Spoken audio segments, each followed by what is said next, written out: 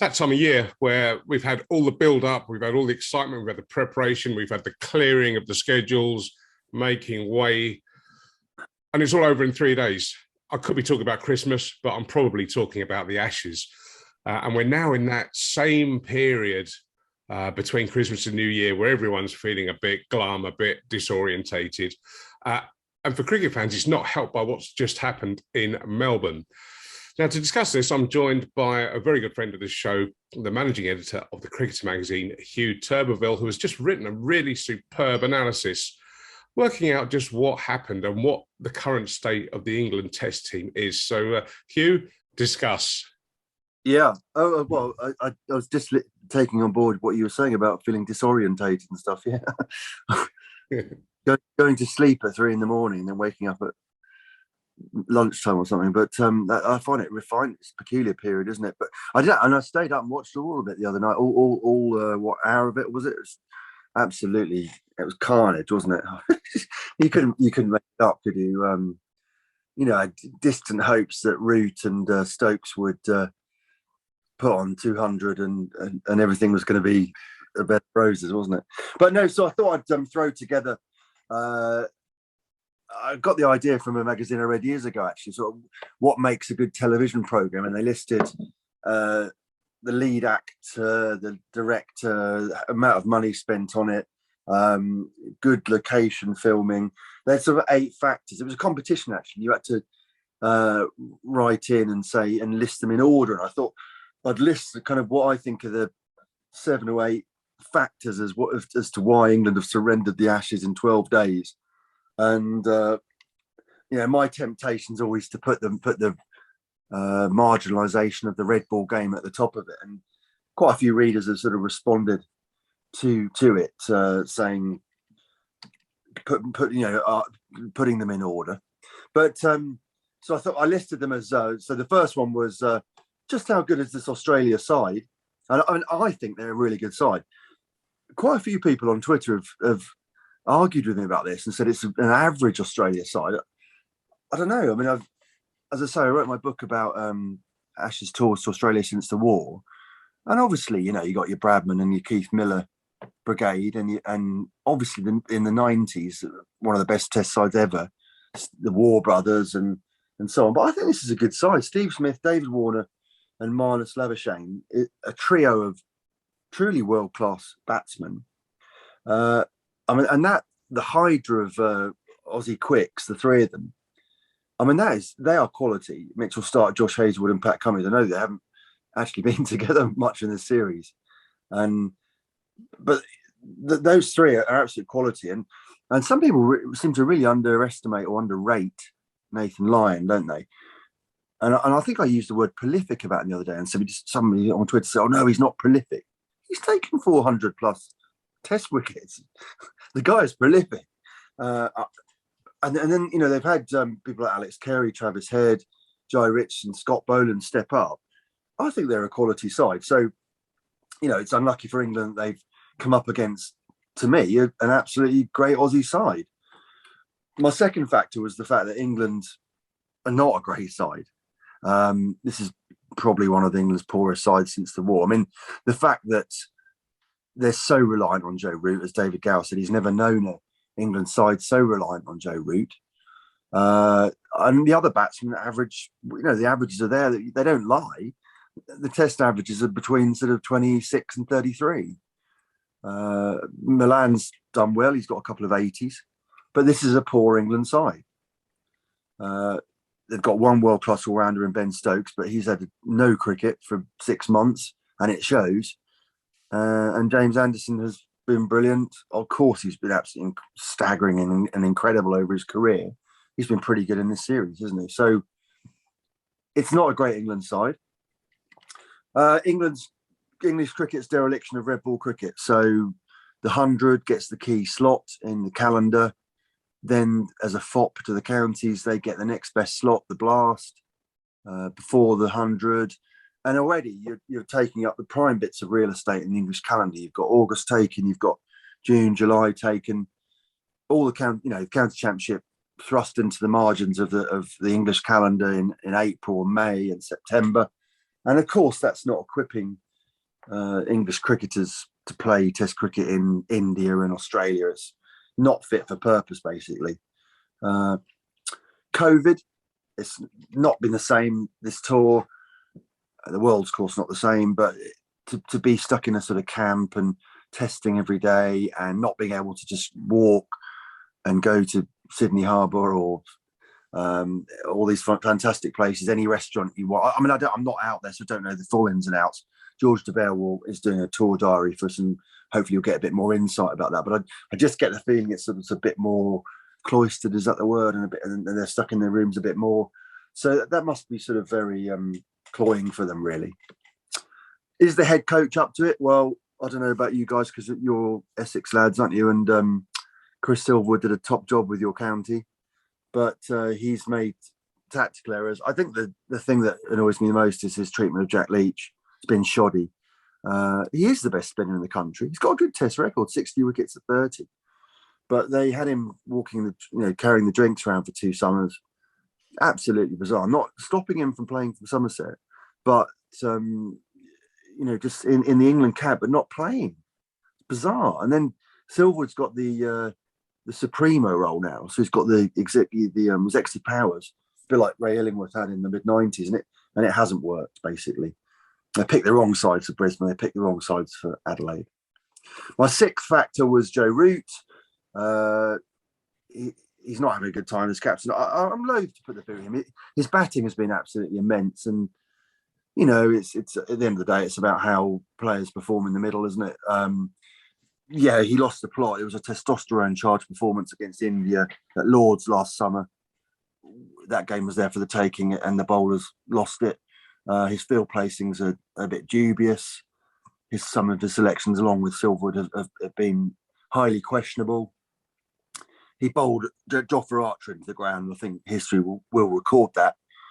But I'm loath to criticise Joe Root too much. He's made so many runs and everything. If he puts the odd fielder in the wrong position, then surely that's counterbalanced by the runs he's made. And selection, going back to that issue, are we right by giving Silverwood all these sort of supremo powers? Ed Smith had his critics, bit of a Marmite man, wasn't he? But I just think you need somebody a little bit independent of the setup, another voice, really. I mean, it seems to me Silverwood and Root like seamers running in and bowling back of a length.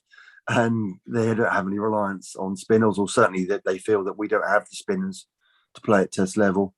They've put maximum faith into Joss Buttler and Johnny Bairstow. It's backfired. Bairstow was brilliant at the start of his Test career. Last 3 years, he's been very ordinary. Buttler was great against Pakistan last summer with the bat, but he's had a shocker of a series. And Adam Gilchrist was purring about Ben Folkes in India last spring. Do we not listen to these guys? These people are experts, Ben Folkes certainly deserves a run in the side now. So, I just invited the readers to put those sort of 7 factors in order to rank them. But for me, I'm afraid the marginalisation of red ball cricket is the big factor. Excellent points. Let me just chuck a few devil's advocate or just observations of my own onto that. Let me just start with Jack Leach, and it's a fair point that he's been. I think one of the features of this England side and the performances is that they clearly look undercooked, underprepared, and not fit for any kind of a Test match, let alone an Ashes tour down under. Jack Leach. When I see his treatment, and you're right, I mean, he carried drinks all last time, and then thrown into the deep end over here. I'm just wondering, when Moeen Ali walked away from Test cricket, and he kind of alluded to a similar kind of treatment of being in and out the side, dare I say, being messed about. What is this whole mistrust of spin that comes from the England camp? Yeah, you're right, aren't you? Because history records that Moeen Ali should have been given a central contract. I think he was in Sri Lanka, wasn't he, and got COVID and had to be isolated for 15 days. And you could just sense his frustration sort of brewing. They didn't give him a central contract. Then they brought him back with mixed results. And Yeah, well, they like mowing, don't they? I mean, they kind of belatedly decided they liked mowing, but to bring him back, and if he already knew that he wasn't going to the Ashes, and they didn't ask him that he was, are you going to the Ashes? Was curious, wasn't it? They shouldn't have played him if he wasn't going to the Ashes. Maybe, to be fair, maybe he hadn't sort of decided. But as I say, I mean, Leach is 64 at 31. It's a good record, isn't it? He got brutalised by Rishabh Pant, I think, in India, and obviously Warner and Head took him apart at Brisbane. But apart from that, he's been pretty steady. They liked Bess for a while, but their treatment of him was odd as well, because they dropped him despite him getting something like 13 wickets in 3 tests. And they said he was bowling badly and bowling too many pies, which is fair enough. He was, but he was getting wickets with them. I don't know. It's a bit like Ian Botham, running in and bowling a long hop and somebody swatting it to square leg. When he got a five at Melbourne, 1986-7. It was like, well, I'm sorry, Ian, but we're leaving you out at Sydney because I know you got a fiver, but they were some of the wicket long hops and stuff. So yeah, Bess, Moeen, Leach, all a bit odd, wasn't it? They just need to back somebody and invest in them, really. Yeah, and I heard somebody saying, that somebody watches a lot of Surrey. I've seen a bit of him. Dan Moriarty might be the man at Surrey, but they need to pick one and stick with him, really. 2021 to me feels like cricket as a game in England is at a tipping point. I'm not going to go into all the other issues that are going on, but I'm just going to keep on the subject of the England Test team. It does seem now that this is where things change. I've talked about this on the show before, about cricket having its rugby moment, the moment that rugby had in about 1990 when Will Carling complained about the stuffed blazers running the game. And the cricket needs to undergo a change of culture, top to bottom. As regards to the Test team, is this the moment that we look at? Now, you mentioned Josh Butler and David Bairstow. I always say that, Johnny Bairstow. Maybe Stuart Broad, maybe Jimmy Anderson, maybe Chris Silverwood. Is this a time where we just overhaul the whole thing, top to bottom? Let some new faces come in, let some youngsters have a prolonged go. Ben Folkes, how long has he been stood there? I think when he moved from Essex to Surrey all those years ago, it was at the request of the England hierarchy to try and better his game and get in the England Test side. He's been at Surrey quite a long time now and done nothing wrong in my book, even when he has been given the chance. He really needs to be given the gloves. Do you sort of feel like we're at the point of change? Yeah, I think we're at the point of change. I think you talked about rugby in the 1990s, but I think England's cricket in the back 1994-5, they lost in Australia, and Atherton, they lost in West Indies the following winter as well. And Atherton was clearly hamstrung by the English domestic game. And in 2000, they introduced central contracts, because basically something like Glenn McGrath was bowling 80% of his overs for Australia and 20% for New South Wales, whereas people like Gough and Caddick were bowling 35% of their overs for England and the rest for their counties. So I think that's a similar thing. We're going to have to look at the red ball structure and get more red ball cricket into prime summer. And so I see that as a bigger change as I did the introduction of central contracts. But and I think inevitably there will be a change of personnel now, because there's no point. I thought, to be fair, Rory Burns a little bit harsh. If you look back, he got 61 and 50 in his last 2 tests against India last summer. So he'd had 2 bad tests. And in fact, in the 30 odd, he didn't look too bad. So I don't know. They'll probably get rid of him now. They'll need to decide about Haseeb Hameed. He looked quite good in the first 2 tests, didn't he? But I don't know. Milan's 34, 35. So I suppose they'll try. They could well try something like Alex Lees now, who's been around a long time. It's just a question of sort of trying people and not just keep playing the same players. Definition insanities, keep playing the same thing and expecting different results. I think they will try somebody like Alex Lees now, perhaps. So yeah, I can see 4 or 5, 6 changes in the Test side in 12 months' time, maybe. I mean, poor Anderson can't go on forever, can he? So yeah, it could well be a very different side. But I think structurally, off the field, there's going to have to be changes as well. And they are apparently they are going to have more red ball cricket in midsummer. Whether that's enough or not, I don't. Do you think, though, just quoting those stats you gave about Glenn McGrath, for example, if players are on central contracts, do we almost lift them out of the county setup, but make them play? Forget this rest and rotation thing. You know, if you are a Test red ball player, you play as much Test red ball cricket as possible, because you look at India and Australia. Now, the criticism level at the England team is the march of the white ball game in England, the amount of white ball cricket that England plays, but it doesn't seem to affect India and Australia. And particularly if you look at Australia, they've just come here on the back of a T20 World Cup win with largely the same bunch of players that have pulled on the white shirt and played red ball in the Ashes. Why is it not so much of a conundrum for those countries as it is apparently for England? Cricket's cyclical, and this is a good generation of Aussie cricketers. Pat Cummins is awesome, isn't he? I mean, in any format. Mitchell Stark, you know, has had his periods of poor form, but you can see his quality, can't you? And in T20 or Test, he's quality, isn't he?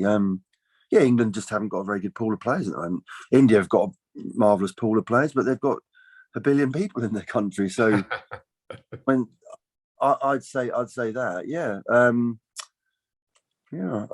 so yeah, just at the moment, England aren't blessed with good cricketers, with a good generation. You and I are old enough to experience. I mean, with England, it's always it's the hope that gets you, isn't it? And we've had fantastic moments of brilliance, but there've also been some pits of despair.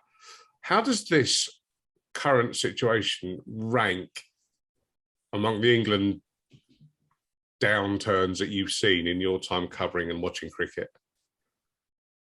Pretty depressing, a bit like the kind of 90s, 2002, when England were getting hammered every time by Australia, home and away.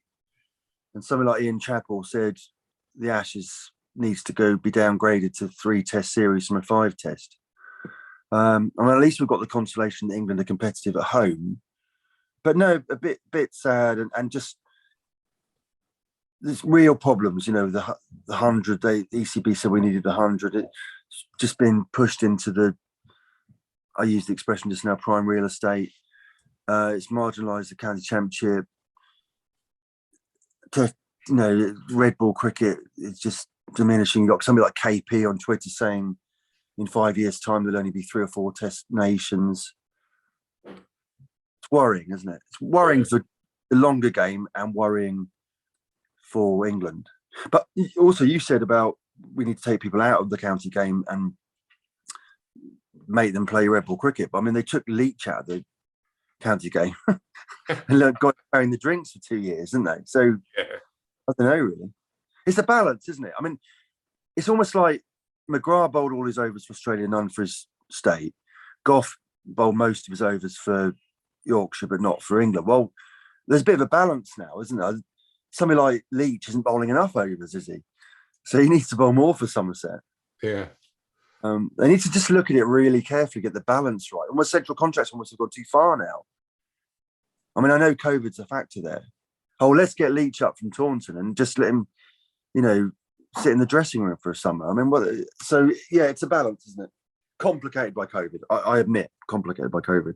Yeah, I think we'd love to see county cricket as it was in the sort of late 70s, early 80s, of a mix of top-class domestic and international players playing against each other, honing their skills on the county circuit, and helping all Test nations. I mean, that was for me, that was the golden period. Those are the days, Darren, weren't they? They were the days. They were the days.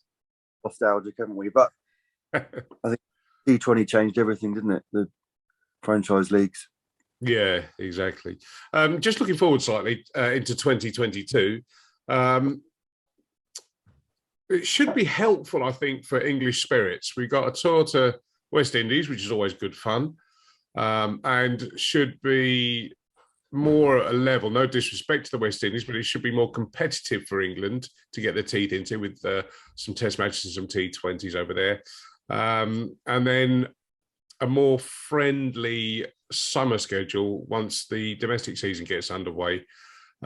Starting with the West Indies, I think we'll see a completely different England setup that goes out there at the end of January. Yeah, the pitches are a bit flat and benign, aren't they? I hope we didn't get too frustrated. No job for Archer. Mark, I mean, I suppose we'll have Wood, probably Anderson will go, won't he? Yeah, it'd be interesting to see which way they go with the batting, won't it? They might bring Alex Lees in, mightn't they, or somebody like that now. Some exciting young players out there. The one I really like is Jack Haynes of Worcestershire, but he hasn't even made a first-class century yet. But if you watch him, he's quality. So interesting to see how they go. You say they've got an easier schedule. Well, we've got New Zealand again, haven't we? So that'll be tough. Yeah. South Africa, I mean, they've got a good top order, haven't they? Aidan Markram and people like that. So but yeah, we're not playing Australia and India. But yeah, no, it'd be good. It'd be good. It's an opportunity. What they can do about the captaincy? I mean, I imagine Root's had enough now. So who are they going to go with? I can only think they're going to go in terms of people in the side. I can only think they're going to go for Stokes. I can't see who else it could be really, and that's got pitfalls, you know. Oh, massive. Putting pressure on him. He's got so much on his plate. I've got this sort of weird notion in my head they go for an outside like Sam Billings or someone, but I don't know.